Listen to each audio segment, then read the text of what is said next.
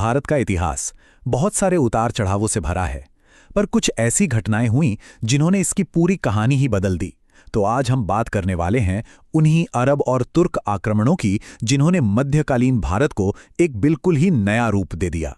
देखिए, ये कहानी सिर्फ जंग और तलवारों की नहीं है। सोचने वाली बात तो ये है कि सदियों से जो व्यापारिक रिश्ते चले आ रहे थे, वो अचानक दुश्मनी में कैसे बदल गए।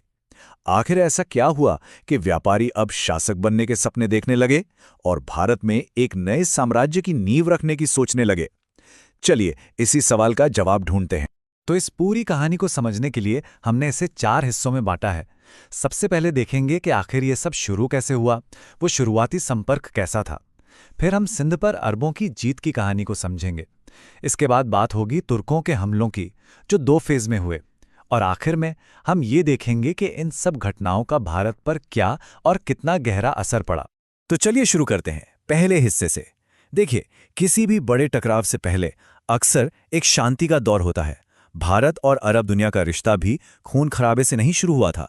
इसकी शुरुआत तो मसालों की खुशबू, रेशम की चमक और नए नए विचारों के लेन देन से हुई थी।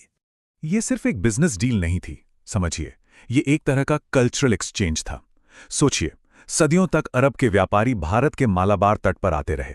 यहां से वो घोड़े, शानदार कपड़े और पूरी दुनिया में फेमस मसाले लेकर जाते थे। लेकिन फिर आई 7वीं सदी और सब कुछ बदलने लगा। हवा का रुख एकदम पलट गया। अब मकसद सिर्फ पैसा कमाना नहीं था, अब मकसद था अरब साम्राज्य को बढ़ाना, भारत की बेहिसाब दौलत को लूटना और इस्लाम का प्रचार करना। कहते हैं ना, इतिहास बदलने के लिए बस एक चिंगारी काफी होती है। 708 ईस्वी में बिल्कुल यही हुआ। सिंध के तट के पास कुछ समुद्री लुटेरों ने एक जहाज लूट लिया। अब ये जहाज बगदाद के खलीफा के लिए तोहफे ले जा रहा था। तो वहां के गवर्नर हज्जाज बिन यूसुफ ने फौरन सिंध के राजा दाहिर से जवाब मांगा। दाहिर का जवाब था कि भाई, ये लुटेरे मेरे बस में नहीं है।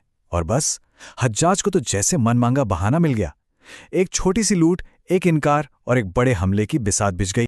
तो सिंध पर हमले का स्टेज अब पूरी तरह से सेट हो चुका था। चलिए अब देखते हैं कि मोहम्मद बिन कासिम ने इस पूरे मिशन को कैसे पूरा किया। इससे पहले भी 2 कोशिशें हो चुकी थीं, लेकिन वो फेल हो गईं। तो इस बार हज्जाज ने कोई चांस नहीं लिया।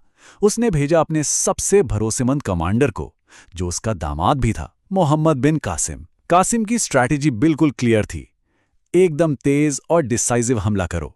उसने सबसे पहले देबल पोर्ट पर कब्जा किया और फिर एक के बाद एक सिवान और मुल्तान जैसे बड़े शहरों को भी अपने कब्जे में ले लिया। अब बस आखिरी और सबसे बड़ी जंग होनी बाकी थी, और वो बड़ी जंग थी रावर की लड़ाई। यही वो टर्निंग पॉइंट था। राजा दाहिर ने बहुत बहादुरी दिखाई, इसमें कोई शक नहीं, लेकिन वो हार गए और मारे गए। और उनकी मौत के साथ ही सिंध की किस्मत पर मोहर लग गई। पूरा का पूरा इलाका अब अरबों के कंट्रोल में था। जब कोई जीता है तो सिर्फ झंडे नहीं बदलते, कानून भी बदल जाते हैं। कासिम ने सिंध में एक नया टैक्स लगाया, जिसका नाम था जजिया।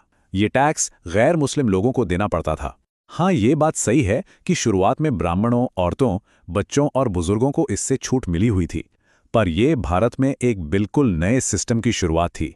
एक ऐसा सिस्टम जो राजा और प्रजा के बीच के रिश्ते को नए सिरे से लिख रहा था।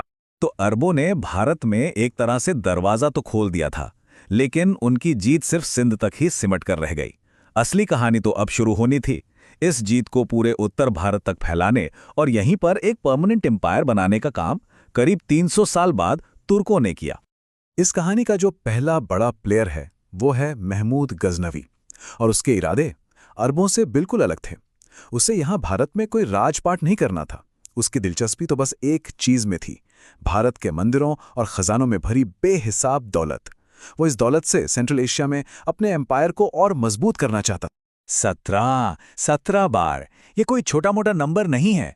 महमूद गजनवी ने 1-2 बार नहीं, पूरे 17 बार भारत पर हमला किया, और हर बार मकसद सिर्फ एक था, यहाँ के मंदिरों और राजघरानों की सदियों की जमा की हुई दौलत को लूटना और गजनी ले जाना। आप इसे एक तरह की इकोनॉमिक सुनामी समझ सकते हैं, जो बार बार उत्तर भारत से टकरा रही थी। और उसके टारगेट हमेशा बहुत सोचे समझे होते थे। वो उत्तर भारत के अमीर राज्यों को निशाना बनाता था, और उन मंदिरों को जो सिर्फ पूजा पाठ के ही नहीं बल्कि दौलत के भी बहुत बड़े सेंटर थे।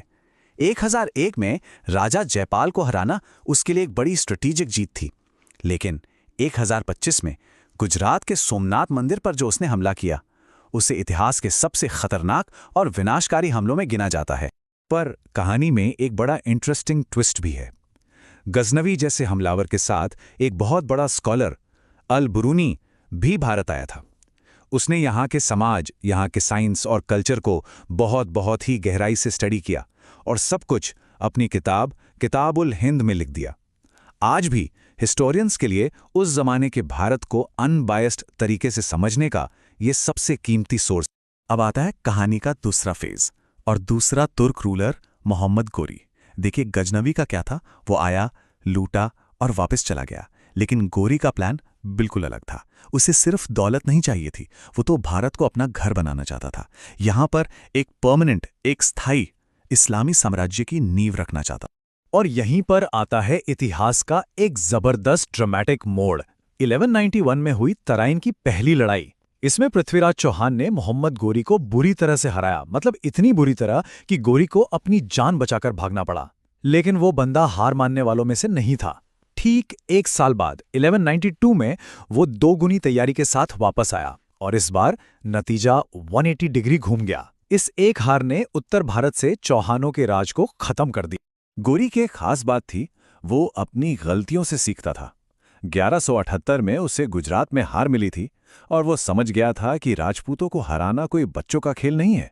इसीलिए तराइन में पृथ्वीराज चौहान को हराने के बाद वो रुका नहीं, बल्कि 1194 में उसने कन्नौज के पावरफुल राजा जयचंद को भी चंदावर की लड़ाई में हरा दिया।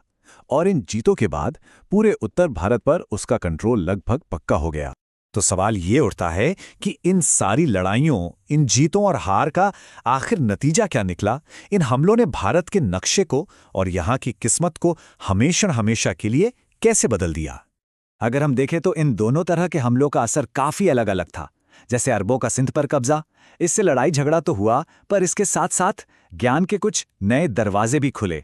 आपको पता है, भारत का मैथमेटिक्स, खासकर जीरो का कॉन्सेप्ट, चेस का खेल और एस्ट्रोनॉमी, ये सारी चीजें अरबों के जरिए ही वेस्टर्न वर्ल्ड तक पहुंची।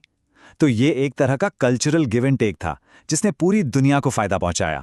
लेकिन भारत की पॉलिटिकल तकदीर वो तुर्कों ने लिखी। उनकी जीत ने यहाँ एक परमानेंट इस्लामी शासन की नींव रखी, जिसे आज हम दिल्ली सल्तनत के नाम से जानते हैं। गौरी ने एक बड़ा यूनिक सिस्टम शुरू किया। उसने क्या किया कि अपने सबसे लॉयल और सबसे काबिल गुलाम जनरलों को ही जीते हुए इलाकों का गवर्नर बना दिया। जैसे दिल्ली में कुतुबुद्दीन ऐबक, बंगाल में बख्तियार खिलजी। और यही वो सिस्टम था जिसने आने वाली कई सदियों के लिए भारत की पॉलिटिक्स, सोसाइटी और कल्चर को एक नई दिशा दी। तो आखिर में हम ये कह सकते हैं कि ये हमले सिर्फ इतिहास की कुछ तारीखें नहीं हैं। ये उस नए भारत की शुरुआत थी जहां अलग अलग कल्चर एक दूसरे से टकराए भी और एक दूसरे में घुल मिल भी गए। ये उस कहानी का बस पहला चैप्टर था जो आज भी लिखी जा रही है। और ये हमें एक बड़े सवाल पर छोड़ जाता है कि इस टकराव और इस मेल जोल की जो विरासत है, वो आज हमारी सोसाइटी पर किस तरह से असर डाल रही है।